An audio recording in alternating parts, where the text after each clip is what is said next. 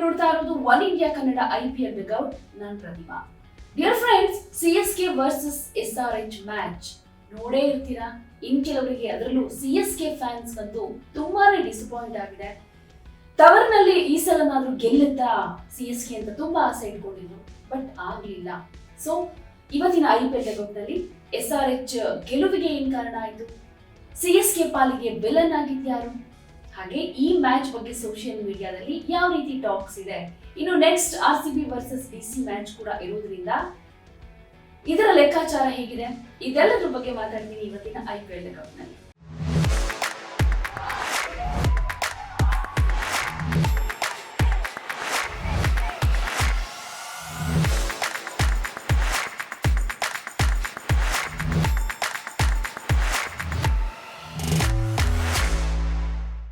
CSK ಮೇಲೆ ಈ ಸಲ ತುಂಬಾನೇ ಎಕ್ಸ್ಪೆಕ್ಟೇಷನ್ ಇತ್ತು. ಯಾಕೆಂದ್ರೆ ಪಾಯಿಂಟ್ ಟೇಬಲ್ ನಲ್ಲಿ ಈಗಾಗಲೇ ಪಾತಾಳಕ್ಕೆ ಹೋಗ್ಬಿಟ್ಟಿದೆ CSK. 5 ಸಲ ಚಾಂಪಿಯನ್ ಆಗಿದ್ದ CSK ಗೆ ಇಂಥ ಹೀನಾಯ ಪರಿಸ್ಥಿತಿ ಬಂತಲ್ಲ ಅಂತ ತುಂಬಾನೇ ಶಾಕ್ ಆಗ್ತಿದೆ CSK ಫ್ಯಾನ್ಸ್ಗೆ. ಈ ಸಲನಾದ್ರೂ ಗೆಲ್ಲೋ ವಿಶ್ವಾಸ ಇರುತ್ತೆ ಅಂತ ತುಂಬಾ ಆಸೆ ಇಟ್ಕೊಂಡಿದ್ರು. ಯಾಕೆಂದ್ರೆ ಋತುರಾಜ್ ಗಾಯಕ್ವಾಡ್ ಅವರು ಏನಂತ ನಾಯಕತ್ವದಲ್ಲಿ ಚೆನ್ನೈ ಒಳ್ಳೆ ಪರ್ಫಾರ್ಮೆನ್ಸ್ ಕೊಡ್ತಾ ಇರಲಿಲ್ಲ. ಇಂಜುರಿ ಕಾರಣದಿಂದ ಅವ್ರು ಹೊರಗಡೆ ಹೋದ್ರು. ಆಮೇಲೆ ಧೋನಿ ನಾಯಕತ್ವ ವಹಿಸ್ಕೊಂಡ್ರು. ಧೋನಿ ನಾಯಕತ್ವದಲ್ಲಿ ಮತ್ತೆ ನಾವು ಚಾಂಪಿಯನ್ ಆಗ್ತೀವಿ ಅನ್ನೋ ಆಸೆ CSK ಫ್ಯಾನ್ಸ್ ಬಿತ್ತು. ಏನಾಗ್ತಾ ಇದೆ, ಅನ್ಫಾರ್ಚುನೇಟ್ಲಿ ಆಗ್ತಾ ಇಲ್ಲ. ಸೋಲಿನ ಮೇಲೆ ಸೋಲು ಕಾಣ್ತಾ ಇದ್ದಾರೆ, ಮುಖಭಂಗ ಅನುಭವಿಸ್ತಾ ಇದ್ದಾರೆ.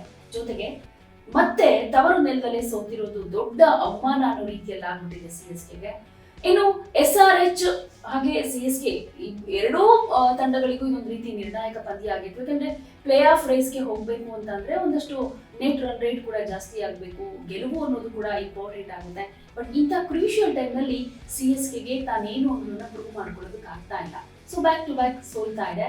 ಸೊ ಈ ಮ್ಯಾಚ್ ಸಮ್ಮರಿ ಬಗ್ಗೆ ಒಂದಷ್ಟು ಗಮನ ಹರಿಸಿ ಮಾತನಾಡೋದಾದ್ರೆ, ಟಾಸ್ ಗೆದ್ದಿದ್ದು SRH. ಸೊ ಫೀಲ್ಡಿಂಗ್ ಸೆಲೆಕ್ಟ್ ಮಾಡಿಕೊಂಡು ಚೆನ್ನೈನ ಬ್ಯಾಟಿಂಗ್ಗೆ ಇನ್ವೈಟ್ ಮಾಡ್ತು. So Chennai super king just 154ಕ್ಕೆ ಆಲ್ ಔಟ್ ಆಗ್ಬಿಡುತ್ತೆ. ಇನ್ನೊಂದು ಬಾಲ್ ಬಾಕಿ ಇರೋ ಹಾಗೇನೆ. ಅದರಲ್ಲೂ ಡೆವಾಲ್ಡ್ ಬ್ರೆವಿಸ್ ಅಂತೂ ಚೆನ್ನಾಗಿ ಆಟ ಆಡ್ತಾ ಇದ್ರು, 42 ರನ್ ಗಳಿಸಿದ್ರು. ಸೊ ಎಲ್ಲೋ ಒಂದ್ ಕಡೆ ಹೋಪ್ಸ್ ಇತ್ತು, ಬಟ್ ಆಗ್ಲಿಲ್ಲ. ನಂತರ ಆಯುಷ್ ಮಾತ್ರೆ 30 ರನ್ ಗಳಿಸಿದ್ರು, ದೀಪಕ್ ಕೂಡ 22 ರನ್ ಗಳಿಸಿದ್ರು. ಇನ್ನು ಯಾರು ಕೂಡ ಒಳ್ಳೆ ಪರ್ಫಾರ್ಮೆನ್ಸ್ ಕೊಡ್ಲೇ ಇಲ್ಲ. ಇನ್ಕ್ಲೂಡಿಂಗ್ ಧೋನಿ ಬಗ್ಗೆ ಹೇಳೋದಾದ್ರೆ, ಧೋನಿ ಕೂಡ ಈ ಮ್ಯಾಚ್ ನಲ್ಲಿ ಒಳ್ಳೆ ಪರ್ಫಾರ್ಮೆನ್ಸ್ ಕೊಡ್ಲಿಲ್ಲ ಬ್ಯಾಟಿಂಗ್ ನಲ್ಲಿ. ಇನ್ನು ಕೇವಲ 154 ಕಾಲ್ ಔಟ್ ಆದ್ಮೇಲೆ ಈಸಿ ಚೇಸಿಂಗ್ ಇದು. ಸನ್ ರೈಸರ್ಸ್ ಹೈದರಾಬಾದ್ ಚೇಸಿಂಗ್ ಹೋಗುತ್ತೆ. ಇಶಾನ್ ಕಿಶನ್ 44 ಚೆನ್ನಾಗಿ ಆಟ ಆಡ್ತಾ ಇದ್ರು, ಬಟ್ ಔಟ್ ಆಗ್ತಾರೆ. ಇನ್ನು ಕಮಿಂಗ್ ಟು ಮೆಂಡೀಸ್ 32 ರನ್, ಇವರು ಆಲ್ರೌಂಡರ್ ಪ್ರದರ್ಶನ ಕೊಟ್ಟರು. ಇದ್ರ ಬಗ್ಗೆ ಮಾತಾಡ್ತೀನಿ ಆಮೇಲೆ. ಇನ್ನು ನಿತೀಶ್ ಕುಮಾರ್ ರೆಡ್ಡಿ 19 ರನ್ ಗಳಿಸಿದ್ರು. ಇಶಾನ್ ಕಿಶನ್ ಬಿಟ್ರೆ ಯಾರು ಹೈ ಸ್ಕೋರ್ ಮಾಡಲಿಲ್ಲ ಅಂದ್ರೂ 5 ವಿಕೆಟ್ ಕಳೆದುಕೊಂಡು ಸನ್ ರೈಸರ್ಸ್ ಗುರಿಯನ್ನ ರೀಚ್ ಮಾಡುತ್ತೆ. ಇನ್ನು ಚೆನ್ನೈ ಸೂಪರ್ ಕಿಂಗ್ಸ್ ಕಟ್ಟಿ ಹಾಕಿದ್ದು ಅಂದ್ರೆ ಇಲ್ಲಿ ಮೇನ್ ಆಗಿ ಹರ್ಷಲ್ ಪಟೇಲ್ ಹೇಳಲೇಬೇಕಾಗುತ್ತೆ.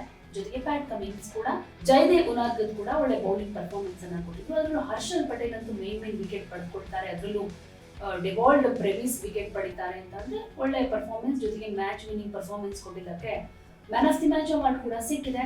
ಇನ್ನು ಸನ್ ರೈಸರ್ಸ್ ಹೈದರಾಬಾದ್ ವಿರುದ್ಧ ಚೆನ್ನೈ ಬೌಲರ್ಸ್ ಏನಂತ ಮಿಂಚಲಿಲ್ಲ. ಓಕೆ ಪರವಾಗಿಲ್ಲ, 5 ವಿಕೆಟ್ ಅನ್ನ ಪಡೆದುಕೊಳ್ತಾರೆ. ಈಸಿ ಚೇಸಿಂಗ್ ನಲ್ಲಿ ಇದ್ರು ಕೂಡ ನೂರ್ ಅಹಮದ್ 2 ವಿಕೆಟ್ ತಗೊಂಡ್ರೆ, ಅಂಚುಲ್ ಕಾಂಬೋಜ್ 2 ವಿಕೆಟ್ ತಗೋತಾರೆ. ಇನ್ನು ಖಲೀಲ್ ಅಹಮದ್ಗೆ 1 ವಿಕೆಟ್ ಸಿಗುತ್ತೆ.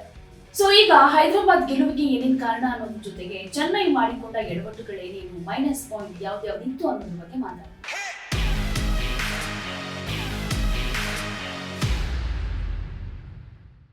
ಹೈದರಾಬಾದ್ ಗೆಲುವಿಗೆ ಅಫ್ಕೋರ್ಸ್ ಇಲ್ಲಿ ಹೀರೋ ಆಗಿ ಮಿಂಚಿದ್ದು ಹರ್ಷಲ್ ಪಟೇಲ್ ಅಂತ ಹೇಳ್ಬೇಕಾಗತ್ತೆ. ಹಾಗೇನೆ ಇವರ ಜೊತೆಗೆ ಕಮಿಂಗ್ ಮೆಂಡೀಸ್ ಕೂಡ, ಯಾಕೆಂದ್ರೆ ಆಲ್ ರೌಂಡರ್ ಪರ್ಫಾರ್ಮೆನ್ಸ್ ಕೊಟ್ಟು ನಾನು ಆಗ್ಲೇ ಹೇಳಿದಾಗೆ ಬ್ಯಾಟಿಂಗ್ ನಲ್ಲೂ ಕೂಡ ಒಂದೊಳ್ಳೆ ಸ್ಕೋರ್ ಕಲೆ ಹಾಕೋದಕ್ಕೆ ಪ್ರಯತ್ನ ಪಟ್ಟರು. ಜೊತೆಗೆ ಫೀಲ್ಡಿಂಗ್ ನಲ್ಲೂ ಕೂಡ ಇವರೇನಾದ್ರೂ ಬ್ರೆವಿಸ್ ವಿಕೆಟ್ ಪಡೆದುಕೊಳ್ಳಿಲ್ಲ ಅಂದಿದ್ರೆ CSK ಒಂದಷ್ಟು ಜಾಸ್ತಿ ಸ್ಕೋರ್ ಮಾಡೋ ಚಾನ್ಸಸ್ ಇತ್ತು. ಅದನ್ನ ಚೇಸ್ ಮಾಡೋದಕ್ಕೆ SRH ಗೆ ಕಷ್ಟ ಆಗೋ ಪರಿಸ್ಥಿತಿ ಕ್ರಿಯೇಟ್ ಆಗೋ ಚಾನ್ಸಸ್ ಕೂಡ ಇತ್ತು. ಬಟ್ ಅದಕ್ಕೆ ಅವಕಾಶ ಕೊಡಲಿಲ್ಲ. ಹರ್ಷಲ್ ಪಟೇಲ್ ಬೌಲಿಂಗ್ ನಲ್ಲಿ ಅವರು ಹೊಡೆದಂತಹ ಶಾಟ್ ಏನಿತ್ತು, ಬ್ರೆವಿಸ್ ಎಕ್ಸ್ಪೆಕ್ಟೇ ಮಾಡಿರ್ಲಿಲ್ಲ ಮೆಂಡಿಸ್ ಅದನ್ನ ಕ್ಯಾಚ್ ಹಿಡಿತಾರೆ ಅಂತ. ಅಷ್ಟು ಸಖತ್ತಾಗಿ ಓಡ್ ಬಂದು ಇಲ್ಲೂ ಕೂಡ ಮಿಸ್ ಮಾಡದೆ ಕ್ಯಾಚ್ ಅನ್ನ ಪಡೆದುಕೊಳ್ತಾರೆ. ಇದು ಆಗ್ಲೇ ಟರ್ನಿಂಗ್ ಪಾಯಿಂಟ್ ಆಯ್ತು ಅಂತ ಹೇಳ್ಬೋದು. ಯಾಕಂದ್ರೆ CSK ಬ್ಯಾಟಿಂಗ್ ಫೇಲ್ಯೂರ್ ಆಗಿತ್ತು, ಯಾರು ಕೂಡ ಕ್ರೀಸ್ ಕಚ್ಚಿ ನಿಲ್ಲೇ ಇಲ್ಲ. ಈ ಹಂತದಲ್ಲಿ ಬ್ರೆವಿಸ್ ವಿಕೆಟ್ ಅನ್ನ ಪಡೆದುಕೊಳ್ತಾರೆ ಸನ್ರೈಸರ್ಸ್ ಹೈದರಾಬಾದ್ ಅಂತ ಅಂದ್ರೆ ಒಂದು ಬಿಗ್ ವಿಕೆಟ್ ಸಿಕ್ತು ಅನ್ನೋ ಹಾಗೆ ಆಯ್ತು. ಎಲ್ಲೋ ಒಂದ್ ಕಡೆ ಅವರ ಕಾನ್ಫಿಡೆನ್ಸ್ ಕೂಡ ಜಾಸ್ತಿ ಆಯ್ತು. ಇದರ ಜೊತೆಗೆ ಹರ್ಷಲ್ ಪಟೇಲ್ ಕೂಡ 4 ವಿಕೆಟ್ ಅನ್ನ ಪಡೆದುಕೊಳ್ತಾರೆ ಚೆನ್ನೈದು. ಸೊ ಸ್ಕೋರ್ ರನ್ ಕಲೆ ಹಾಕೋದಕ್ಕೆ ಬಿಡೋದಿಲ್ಲ, ಅಷ್ಟು ಚೆನ್ನಾಗಿತ್ತು ಇವರ ಬೌಲಿಂಗ್ ಪರ್ಫಾರ್ಮೆನ್ಸ್. ಕಮ್ಮಿ ರನ್ ಅನ್ನ ಬಿಟ್ಕೊಳ್ತಾರೆ 4 ಓವರ್ ನಲ್ಲಿ, ಜೊತೆಗೆ 4 ವಿಕೆಟ್ ಪಡೆದುಕೊಳ್ತಾರೆ. ಅದಕ್ಕೇನೆ ಅವರಿಗೆ man of the match award ಸಿಕ್ಕಿದ್ದು.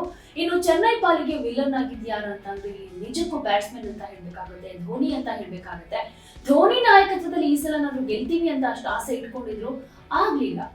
ಜೊತೆಗೆ CSK ಫ್ಯಾನ್ಸ್ ಎಷ್ಟೊಂದು ಚಿಯರ್ ಅಪ್ ಮಾಡ್ತಾ ಇದ್ರು, ಈ ಸಲನಾದ್ರೂ ನಮ್ಮ ಚೆನ್ನೈನಲ್ಲಿ ಗೆಲ್ಲಪ್ಪ ಅಂತ ಬೇಡ್ಕೊಂಡಿದ್ರು, ಅದಾಗ್ಲಿಲ್ಲ. ಸೊ CSK ಪಾಲಿಗೆ ನಿಜವಾದ ವಿಲನ್ ಅಂತ ಹೇಳಿದ್ರೆ ಬ್ಯಾಟ್ಸ್ಮನ್ಗಳು ಅಂತಾನೆ ಹೇಳ್ಬೇಕಾಗುತ್ತೆ. ಬೌಲರ್ಸ್ ತಮ್ಮ ಆಟ ತಾವಾಡಿದ್ರು, ಒಳ್ಳೆ ಎಫರ್ಟ್ ಹಾಕಿದ್ರು, ಬಟ್ ಬ್ಯಾಟಿಂಗ್ ಅಂತ ಬಂದಾಗ ಫೇಲ್ಯೂರ್ ಆಗ್ಬಿಟ್ರು. ಸೊ SRH ಅದರಲ್ಲೂ SRH 17 ವರ್ಷ ಆದ್ಮೇಲೆ ರೆಕಾರ್ಡ್ ಕ್ರಿಯೇಟ್ ಮಾಡಿರೋದು ಚೆನ್ನೈ ಅಂಗಳದಲ್ಲಿ ಗೆದ್ದು. ಸೊ ಒಂದಷ್ಟು ಮೈನಸ್ ಒಂದಷ್ಟು ಪ್ಲಸ್ ಪಾಯಿಂಟ್ಸ್ ಅನ್ನ ಈಗ ಗಮನಿಸಿದ್ವಿ.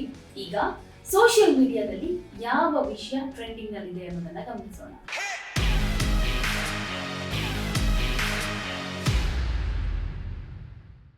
ಅಫ್ಕೋರ್ಸ್ ಸೋಷಿಯಲ್ ಮೀಡಿಯಾದಲ್ಲಂತೂ ಧೋನಿ ಬಗ್ಗೆನೇ ಒಂದಷ್ಟು ವಿಚಾರ ಇರುತ್ತೆ, ಟ್ರೋಲ್ ಜೊತೆಗೆ ಒಂದಷ್ಟು ವೈರಲ್ ಕಂಟೆಂಟ್ ಅನ್ನ ಕೆಲವರು ತಮ್ಮ ಅಭಿಪ್ರಾಯವನ್ನ ಶೇರ್ ಮಾಡ್ಕೊಳ್ತಾ ಇರೋದನ್ನ ನಾವು ನೋಡ್ತಾ ಇದೀವಿ. ಜೊತೆಗೆ ತಮಿಳಿನ ಸೂಪರ್ ನಟ ಅಜಿತ್ ಬಂದಿದ್ದಾರೆ ಅಂದ ತಕ್ಷಣ CSK ಫ್ಯಾನ್ಸ್ ಕೂಡ ತುಂಬಾ ಖುಷಿಯಲ್ಲಿತ್ತು, ಅವ್ರಿಗೆ ಕೂಡ ಒಂದಷ್ಟು ಹೋಪ್ಸ್ ಇತ್ತು. ಬಟ್ ಮ್ಯಾಚ್ ಸೋತಾಗ ತುಂಬಾ ಡಿಸಪಾಯಿಂಟ್ ಆಗಿ ಕಾಣಿಸ್ಕೊಳ್ತಾ ಇದ್ರು. ಇನ್ನು ಶ್ರುತಿ ಹಾಸನ್ ಕೂಡ ಬಂದಿದ್ರು, ಚೀರ್ ಅಪ್ ಮಾಡ್ತಾ ಇದ್ರು, ಫೋಟೋ ತೆಗಿತಾ ಇದ್ರು, ತುಂಬಾ ಎಂಜಾಯ್ ಮಾಡ್ತಾ ಇದ್ರು. ಬಟ್ ಚೆನ್ನೈ ಸೋತಾಗ ಕಣ್ಣೀರ್ ಹಾಕ್ಬಿಟ್ಟಿದ್ದಾರೆ. ಅದರ ವಿಡಿಯೋ ಕೂಡ ಸೋಷಿಯಲ್ ಮೀಡಿಯಾದಲ್ಲಿ ವೈರಲ್ ಆಗ್ತಾ ಇದೆ. ಇನ್ನು SRH ಮ್ಯಾಚ್ ಇದ್ದಾಗ್ಲೆಲ್ಲ ಫ್ರಾಂಚೈಸಿ ಮಾಲೀಕಿ SRH ನ ಫ್ರಾಂಚೈಸಿ ಮಾಲೀಕಿ ಕಾವ್ಯ ಮಾರನ್ ಅವರು ಯಾವಾಗ್ಲೂ ಸುದ್ದಿಯಲ್ಲಿ ಇರ್ತಾರೆ. ತಂಡವನ್ನ ಚೀರ್ ಅಪ್ ಮಾಡೋ ರೀತಿ ಇದೆಯಲ್ಲ, ಜೊತೆಗೆ ವಿಕೆಟ್ ಬಿದ್ದಾಗ ಸೋಲೋ ಕ್ಷಣ ಹತ್ರ ಆಯ್ತು ಅಂದಾಗ ಆ ಡಿಸಪಾಯಿಂಟ್ಮೆಂಟ್ ಅವ್ರ ಮುಖದಲ್ಲಿ ಕಾಣಿಸ್ಕೊಳ್ಳುತ್ತಲ್ಲ, ಅದ್ ಯಾವಾಗ್ಲೂ ಒಂದ್ ರೀತಿ ವೈರಲ್ ಕಂಟೆಂಟ್ ಸೋಷಿಯಲ್ ಮೀಡಿಯಾದಲ್ಲಿ. ಅದರಲ್ಲೂ ಚೆನ್ನೈ ವಿಕೆಟ್ಗಳು ಬಿದ್ದಾಗ್ಲಂತೂ ಅವರು ಸೆಲೆಬ್ರೇಟ್ ಮಾಡ್ತಾ ಇದ್ದ ರೀತಿ, ಖುಷಿಯನ್ನ ವ್ಯಕ್ತಪಡಿಸಿದಂತ ರೀತಿಯನ್ನ ಕ್ಯಾಮರಾಮನ್ ಸೆರೆ ಹಿಡಿದಿದ್ದಾರೆ. ಆ ಕ್ಷಣ ಕೂಡ ಈಗ ಸೋಷಿಯಲ್ ಮೀಡಿಯಾದಲ್ಲಿ ವೈರಲ್ ಆಗ್ತಾ ಇದೆ. ಸೋಷಿಯಲ್ ಮೀಡಿಯಾದಲ್ಲಿ ವೈರಲ್ ಕಂಟೆಂಟ್ ಈ IPL ಟೈಮ್ ನಲ್ಲಿ ಅಂತಂದ್ರೆ ಕಾವ್ಯ ಮಾರನ್ ಇದ್ದೇ ಇರ್ತಾರೆ. ಸೊ CSK ಪಾಲಿಗೆ ಈ ಸಲ ಪ್ಲೇ ಆಫ್ ಎಂಟ್ರಿ ಬಹಳ ಕಷ್ಟ ಅಂತ ಕಾಣಿಸ್ತಾ ಇದೆ. ಈಗ ನಮ್ಮ RCB ಟೀಮ್ ಬಗ್ಗೆ ಮಾತಾಡೋದಾದ್ರೆ, ಅಂದ್ರೆ RCB ನೆಕ್ಸ್ಟ್ ಮ್ಯಾಚ್ ಬಗ್ಗೆ ಮಾತಾಡೋದಾದ್ರೆ, DC ವಿರುದ್ಧ ಮ್ಯಾಚ್ ಇರೋದು, ಅದು ಕೂಡ ಡೆಲ್ಲಿನಲ್ಲಿ. ತುಂಬಾನೇ ಎಕ್ಸ್ಪೆಕ್ಟೇಷನ್ ಇದೆ ಈ ಮ್ಯಾಚ್ ಬಗ್ಗೆ. ನಿಮಗೆ ನೆನಪಿರಬಹುದು, ಲಾಸ್ಟ್ ಟೈಮ್ ಚಿನ್ನಸ್ವಾಮಿ ಸ್ಟೇಡಿಯಂ ನಲ್ಲಿ DC ವರ್ಸಸ್ RCB ಮ್ಯಾಚ್ ಇದ್ದಾಗ RCB ಹೀನಾಯವಾಗಿ ಸೋತ್ಬಿಟ್ಟಿತ್ತು. ಡೆಲ್ಲಿ ಗೆಲುವನ್ನ ಸಾಧಿಸಿ ಯಾವ ರೀತಿ ಸಂಭ್ರಮಿಸಿತ್ತು. ಅದರಲ್ಲೂ ನಮ್ಮ KL ರಾಹುಲ್ ಚಿನ್ನಸ್ವಾಮಿ ಸ್ಟೇಡಿಯಂ ನಲ್ಲಿ ಗೆದ್ದ ಮೇಲೆ ಒಂದು ವೃತ್ತ ಹಾಕಿ ಇದು ನಂದೇ ಫೀಲ್ಡ್, ನಂದೇ ಮೈದಾನ ಅನ್ನೋ ರೀತಿಯಲ್ಲಿ ಒಂದು ಎಕ್ಸ್ಪ್ರೆಷನ್ ಅನ್ನ ಕೊಟ್ಟಿದ್ರು, ಸೆಲೆಬ್ರೇಟ್ ಮಾಡಿದ್ರು ಗೆಲುವನ್ನ. ಇದಂತೂ ಯಾರು ಮರೆಯೋದಕ್ಕೂ ಸಾಧ್ಯನೇ ಇಲ್ಲ.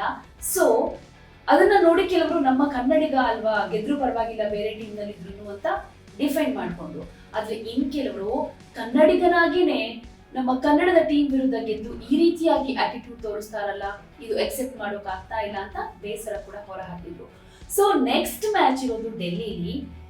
ವಿರಾಟ್ ಕೊಹ್ಲಿ ಮೂಲತಃ ಡೆಲ್ಲಿ ಅವರು. ಸೊ ಡೆಲ್ಲಿಯಲ್ಲಿ ವಿರಾಟ್ ಕೊಹ್ಲಿ ಏನಾದ್ರು ಗೆದ್ರೆ ಅವರು ಕೂಡ ಈ ವೃತ್ತ ಬರೆದು ಇದು ನಂದೇ ಫೀಲ್ಡ್ ಅಂತ ಏನಾದ್ರು ಸೆಲೆಬ್ರೇಷನ್ ಮಾಡ್ತಾರಾ, ಆ ಕ್ಷಣ ಬೇಕು ಅಂತ ಎಲ್ಲ ತುಂಬಾ ಎಕ್ಸ್ಪೆಕ್ಟ್ ಮಾಡ್ತಾ ಇದ್ದಾರೆ.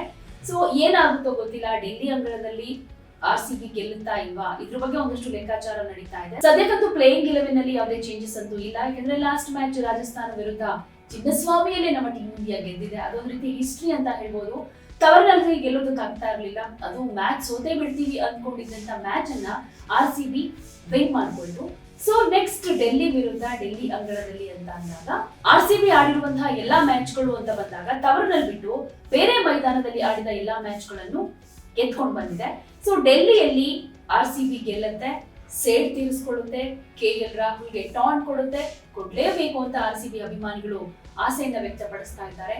ಸೊ ಇದ್ರ ಬಗ್ಗೆ ಏನೇ ಅಪ್ಡೇಟ್ಸ್ ಇದ್ರೂ ನಿಮ್ಮ ಒನ್ ಇಂಡಿಯಾ ಕನ್ನಡ ಕೊಡ್ತಾ ಇರುತ್ತೆ. ಮಿಸ್ ಮಾಡದೆ ನೋಡ್ತಾ ಇರಿ IPL ಡಗ್ ಔಟ್.